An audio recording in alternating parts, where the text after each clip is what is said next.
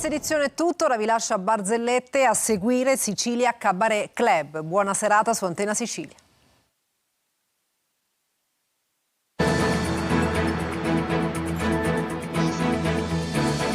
Entra nel mondo dell'informazione con l'app Sicilia Web. Resta sempre aggiornato con le news e le live in diretta.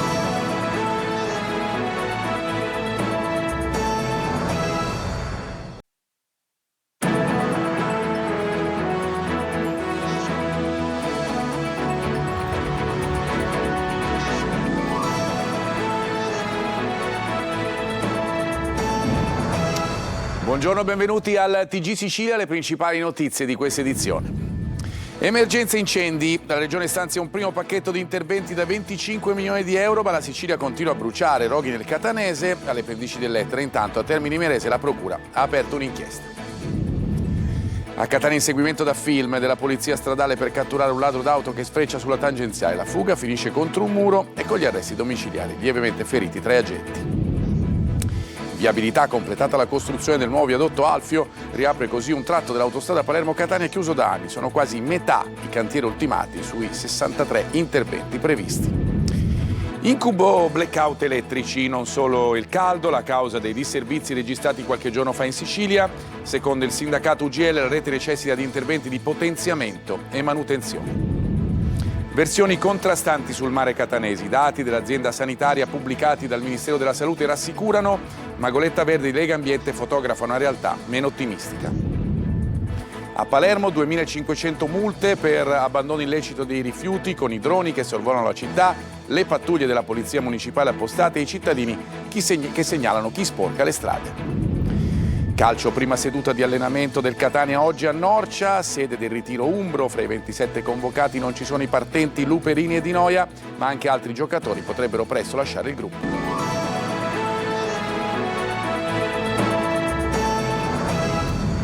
Di nuovo bentrovati, ancora gli incendi in primo piano nella morsa del fuoco, non si placa l'emergenza appunto che nelle ultime ore ha colpito la provincia di Catania. Fiamme anche alle pendici dell'Etna e nell'Ascese. Intanto arrivano i primi aiuti dalla regione mentre il capo della protezione civile regionale Cocina punta il dito contro i piromani. Tonino De Mana. Mentre il capo della protezione civile siciliana, Salvo Cocina, evoca l'ombra dei piromani e parla chiaramente di un problema di ordine pubblico, l'isola continua a bruciare con un'emergenza che riguarda gran parte delle province, se non tutte.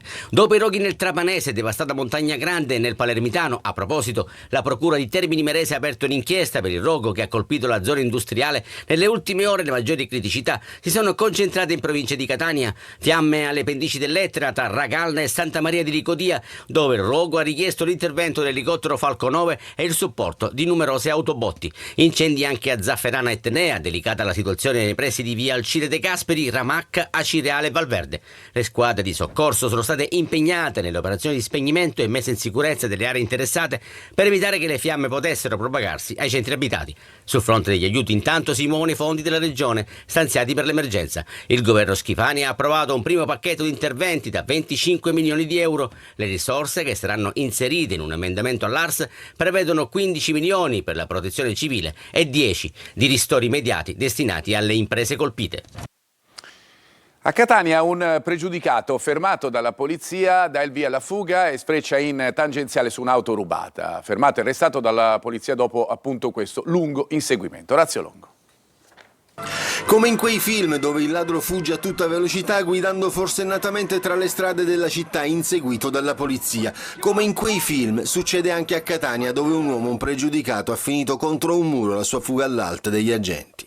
L'uomo stava viaggiando lungo la tangenziale di Catania quando alla vista di una pattuglia ha cambiato direzione in modo repentino, prendendo la prima uscita utile. La condotta sospetta tenuta dal conducente è stata notata dagli agenti della stradale in servizio, i quali hanno raggiunto il veicolo, intimando all'uomo di fermarsi.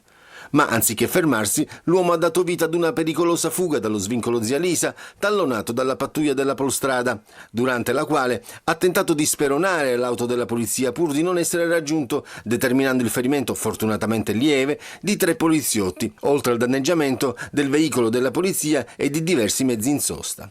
Alla fine l'uomo ha perso il controllo del mezzo, finendo contro un muro in Corso Indipendenza. Sceso dall'auto, ha tentato di scappare a piedi, ma è stato raggiunto dai poliziotti che lo hanno definitivamente temporaneamente bloccato. Dalle indagini è risultato anche che l'auto, un'autoritaria, è risultata rubata il giorno prima da un autosolano di Siracusa. L'uomo è stato quindi arrestato per ricettazione, fuga pericolosa e resistenza a pubblico ufficiale, posto agli arresti domiciliari. Si è svolta all'aeroporto di Catania l'audizione della quarta commissione ambiente, territorio e mobilità dell'Assemblea regionale siciliana dedicata alla procedura di privatizzazione di SAC, società che gestisce gli scali del capoluogo etneo di Comiso. La riunione, spiega Sacchi in una nota, ha permesso di approfondire e chiarire l'iter avviato dalla società nell'ambito della procedura di privatizzazione finalizzata all'individuazione di un partner in grado di sostenere lo sviluppo degli scali attraverso un solido progetto industriale e un adeguato piano di investimenti. Di diverso tenore la nota della CISAL, la Commissione aveva il dovere, si legge, di porre domande precise. Se manca anche uno solo degli adempimenti previsti dalla legge, la delibera che ha avviato la privatizzazione è potenzialmente impugnabile. Dai voli alle strade, sulla A19 è stata completata la costruzione del nuovo viadotto Alfio, riapre un tratto dell'autostrada Palermo-Catania chiuso da anni e sono quasi metà i cantieri ultimati ad oggi. Maglio Viola. Riaprono quasi 3 chilometri strategici dell'autostrada A19 Palermo-Catania e si tagliano i tempi di percorrenza dell'arteria martoriata dai cantieri. Vede la luce il nuovo viadotto Alfio, realizzato dopo l'abbattimento del precedente viadotto. In queste ore, inoltre, aperta anche la nuova galleria Tre Monselli. Le due strutture insieme costituiscono quasi 3 chilometri di tracciato a cavallo delle province di Caltanissetta ed Enna. Dobbiamo da un lato ringraziare le strutture istituzionali, ANAS, per questo investimento di circa 1 miliardo ed è giusto che i siciliani lo sappiano. Noi stiamo controllando per fare in modo che i tempi vengano rispettati. Quando ci siamo insediati questi tempi, diciamolo pure, non erano rispettati. Dei 63 interventi di ammodernamento programmati lungo questa autostrada, ad oggi ne sono stati completati 27, comprese le opere appena aperte. Si tratta di interventi per complessivi 161 milioni e mezzo, mentre sono in corso i lavori in altri 22 cantieri per un importo di 527 milioni. Di questi ANAS promette il completamento entro fine anno per ulteriori 6 opere. Il risultato più bello non si misura dagli 882 metri di lunghezza del viadotto o dai 27 milioni investiti, ma nella fiducia dei cittadini. Grazie a questo stato di avanzamento, a fine mese potranno partire anche i lavori per il rifacimento della seconda canna della galleria Tre Monselli in direzione opposta. Nella scorsa settimana, oltre gli incendi in Sicilia, incubo blackout elettrici. Non solo il caldo, la causa dei disservizi. Secondo Carmelo Giuffrida di UGL, la rete necessita di interventi. Sentiamo. Case, negozi, aziende senza luce o senza acqua, blackout che stanno attanagliando la Sicilia, che in piena stagione estiva si ritrova ad affrontare una o più emergenze che certo non danno una bella immagine alla voce turismo. Il caldo c'è, si fa sentire, ma l'imminente arrivo di un altro picco non lascia dormire sonni tranquilli per chi ha già vissuto l'incubo di restare senza corrente elettrica per diversi giorni. Non siamo di fronte ad un'emergenza improvvisa legata solo al caldo o all'aumento dei consumi, siamo davanti al risultato di una rete che da anni necessita di interventi di ammodernamento, manutenzione e potenziamento e che invece viene lasciata a se stessa, come denuncia il segretario regionale dell'UGL Carmelo Giuffrida. Dietro c'è una rete fatiscente, pochi investimenti sulla rete, l'ammodernamento della rete sbandierata da Enel e dalle istituzioni anche regionali non vedono assolutissimamente nessun cantiere. Noi vogliamo e chiediamo e pretendiamo anche che l'Enel faccia i giusti investimenti per evitare questi disservizi. Sicilia, terra di paradossi e di contraddizioni. Paradosso è che la Sicilia si propone come hub del Mediterraneo per le energie rinnovabili, ma in realtà siamo all'anno zero. Intanto a Suoi Esercenti Sicilia, per voce di Salvo Politino, ha diffidato e distribuzione per i continui disservizi che hanno danneggiato residenti e commercianti. In merito alle interruzioni del servizio di energia elettrica a Palermo arriva anche la diffida e distribuzione da parte del comitato ad Aura.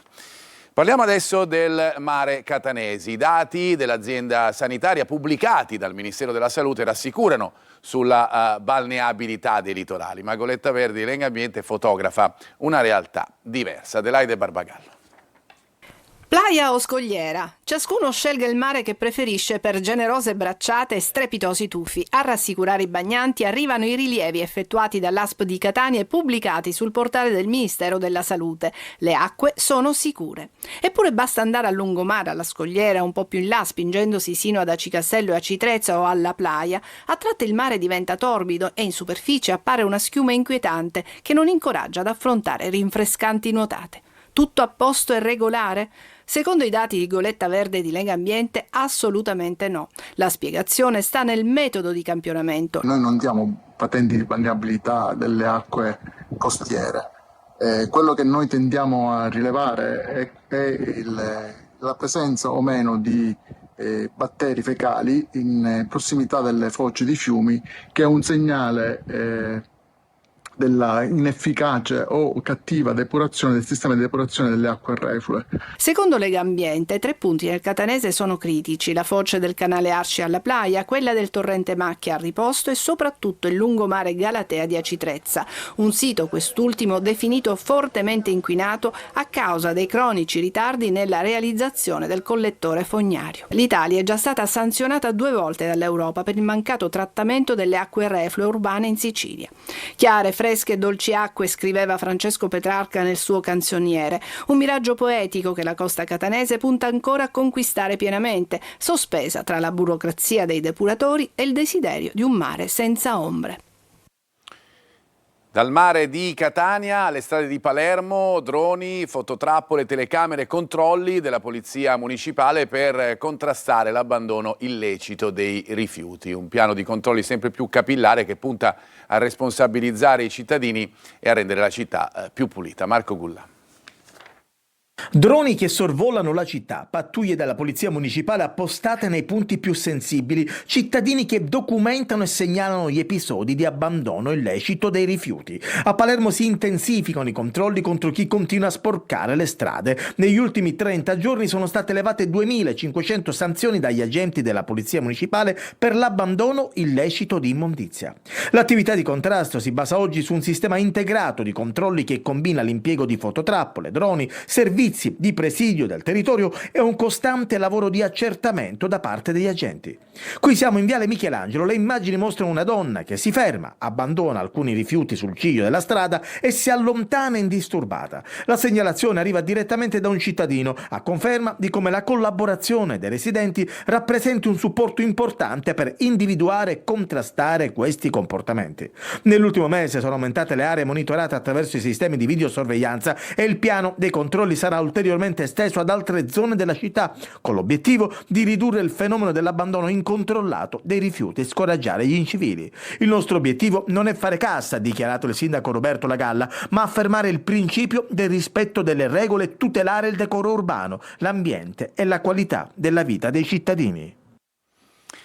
La musica adesso, 60 anni di carriera dei Pooh che conquistano Palermo con il concerto al Teatro di Verdura, un mix di emozioni che ha entusiasmato i fan.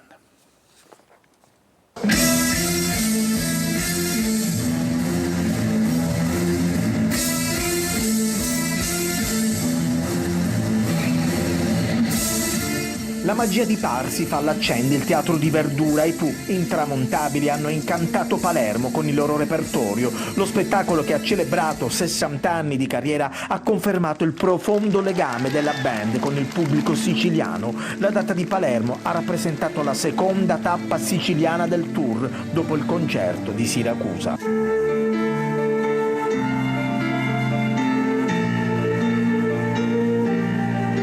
Tra il pubblico sedevano almeno 3 generazioni, nonni, genitori e bambini. Molti spettatori, più anziani, si sono lasciati trasportare dai ricordi.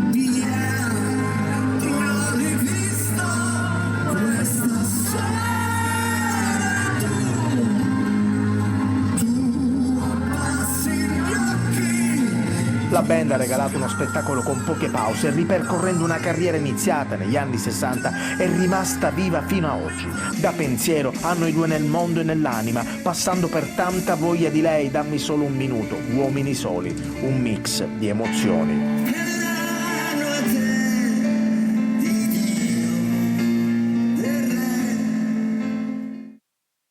Boom di turisti nelle location del Colossal Odissea. A fare la parte del leone Favignana, che per milioni di spettatori di tutto il mondo è l'Itaca di Nolan. Laura Spanò. Il film di Christopher Nolan, l'Odissea, continua a trascinare l'entusiasmo anche nell'Egadi. Sold out tutte le proiezioni nell'arena all'aperto allestita all'ex stabilimento Florio, ma l'effetto Nolan a Favignana non si fermerà a questo. Il successo del film rappresenta molto più di un evento cinematografico, si parla già di ricadute a molti zeri. Sul web una sola domanda rimbalza: dove è stata girata l'Odissea? E la risposta porta a Favignana, che per milioni di spettatori è l'Itaca di Nolan. L'isola è finita sulla stampa estera, a lei vengono dedicate intere pagine che raccontano i luoghi dove è stato girato il Colossal, con protagonista Matt Damon. Se The White Lotus ha portato a Taormina 138 milioni di euro, l'Odissea potrebbe portare a Favignana oltre 250 milioni di euro nei prossimi 3 anni, e se il film confermerà le aspettative al botteghino, agli Oscar e sulle piattaforme, il ritorno economico potrebbe sfiorare i 500 milioni di euro in 5 anni. Ma in questo frangente l'isola dovrà giocare bene le sue carte, trasformando la curiosità internazionale in un'offerta turistica stabile. Per le riprese la produzione ha già lasciato sull'isola circa 10 milioni di euro, mentre la vetrina internazionale con l'uscita al cinema vale da sola 50 milioni in promozione del territorio. Ma il vero tesoretto sarà un turismo di qualità. Adesso una pausa per noi, ci troviamo fra pochissimo con la pagina sportiva.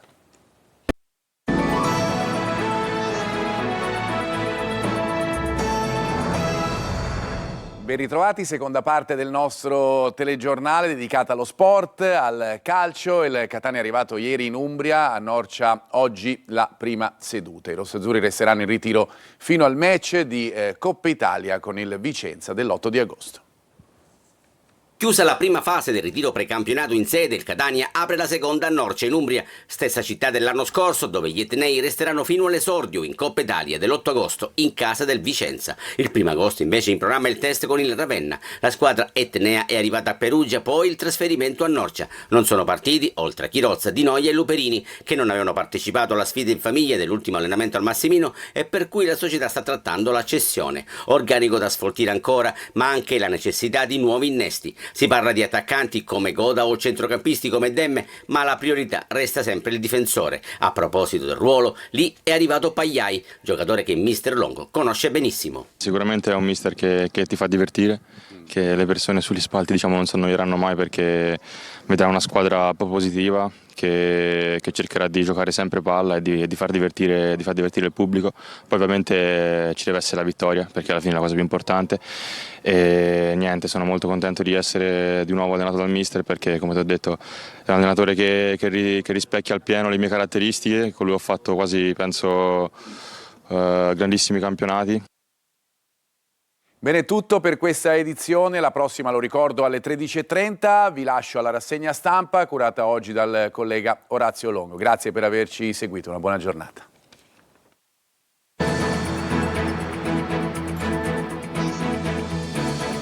Entra nel mondo dell'informazione con l'app Sicilia Web. Resta sempre aggiornato con le news e le live in diretta.